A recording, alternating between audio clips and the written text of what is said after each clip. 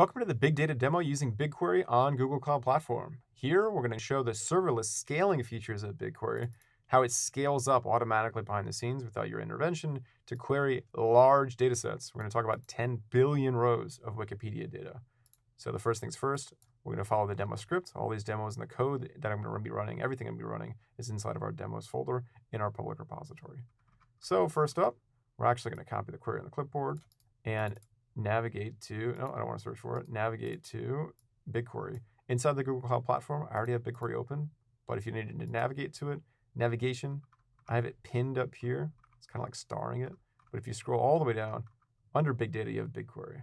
And to promote things, so you don't have to continuously scroll and search, I just pin them. So I'm often using AI Platform Notebooks for machine learning work, Composer for data engineering work, BigQuery for data analysis work.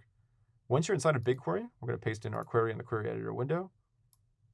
And you notice where you're getting data sets from, where your data actually lives is under resources. And one of the very popular public data sets that's available is Wikipedia. So inside of, it's one of many, so you can actually get airline data for flights, Reddit data, geographic data, and a Wikipedia benchmark for very, very large data sets. If you were given a script, one of my favorite hotkeys that you can choose is you can actually hold down, it's on a Mac, it's a Command key. On a Windows, I think it's Control, and that'll actually highlight, or it's the Windows key, that'll highlight all of the tables inside of your query, and it turns them into buttons. So if you clicked on this, you automatically get back to the schema. So it's a great way to iterate between what are the columns and what are the details in the preview of the data versus the query results as well. So again, that's just that cool hotkey. All the shortcuts that I mentioned are available if you open up that modal. You will get the shortcuts there as well. So 10 billion rows, is it really 10 billion rows? Fastest way we can find that out is in the details. It is just about a gigabyte. Yeah, there you go. 10 billion, 600 million rows of Wikipedia data. What type of data are we talking about? What are we actually going to be querying here? The schema is not too wide. It is the year, month, and day, the Wikimedia project, and the language that it's in, and the title of the Wikipedia page, and how many views it has. And it's just a lot of rows. So what are we going to do? What type of operation are we going to do? Well, you can see our query, when we're going to run it, is going to go through 10 billion rows, which is about 415 gigabytes of data. Let's see how fast it does that. And it's going to return not only just columns, but it's going to do a calculation. So it's basically going to say, give me the language the Wikipedia page was written in, give me the title of that page, give me the total number of views, where somewhere in the title of any of these articles, the name Google was featured. And it has to be a capital G. This equal is case sensitive. I'll show you how to ignore that in just a second with a function. And of course, anytime you're doing aggregations, you need to do the group by. And we want to have the pages that have Google somewhere in the title, the top pages by view count first, which I'm assuming is just going to be a page called Google. But let's go ahead and run this. How long does it take to process 400 gigabytes? And we're running. And again, you're not a DBA, you're not managing the indexes or anything like that. You just have your SQL query. It's not even our data set, we're just using somebody else's data set. And you can see how long it took. For when I recorded this video, we got 10 seconds, 415 gigabytes processed, and here's your insight. So it reached out and it found over 10 billion rows, 10 billion pages of Wikipedia data that's stored here. Looked into, a like is a rather expensive operation. It's got to not only look at the column, it's got to look into that string value, find if the word Google somewhere appears anywhere within there. The wildcard character percentage sign is any characters before, any characters after, and sum up those total views. And it did that pretty quickly. So in total, there are 214,000 pages with Google somewhere in the name. The most popular pages is the English page for Google, the Spanish page for Google shortly after that, and then Google Earth, Google Maps, and then Chrome as well. Now, of course, if you wanted to make this not case sensitive, one of the things that you could do is you could do, say, I wanted to wrap the title in, everything is got to be uppercase.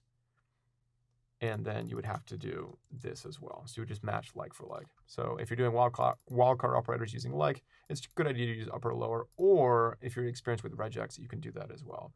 So that is 10 billion. And you can see what the really cool thing behind the scenes is on the execution details. You can see how it actually did this. So it took you, the human, while you're watching it, 10 seconds, you're just watching it.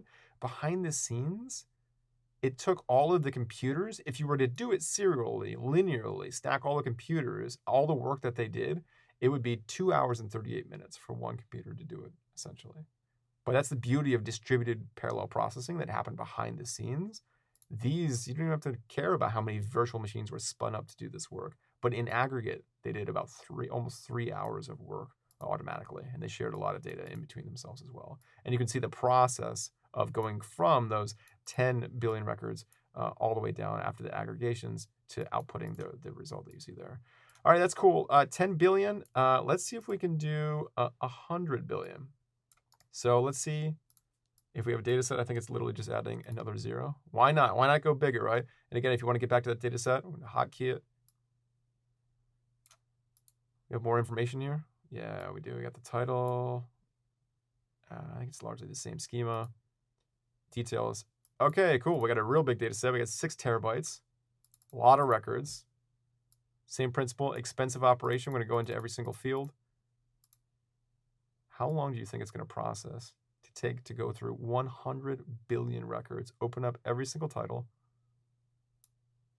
and then see whether or not somewhere in that title is a string of the letters Google? Once it's got that result, it has to take that and all of its friends of the other 100 billion, or those that match, and then sum them all together. So the virtual machines have to communicate with each other when they're doing aggregations. That's where that shuffling step comes into play.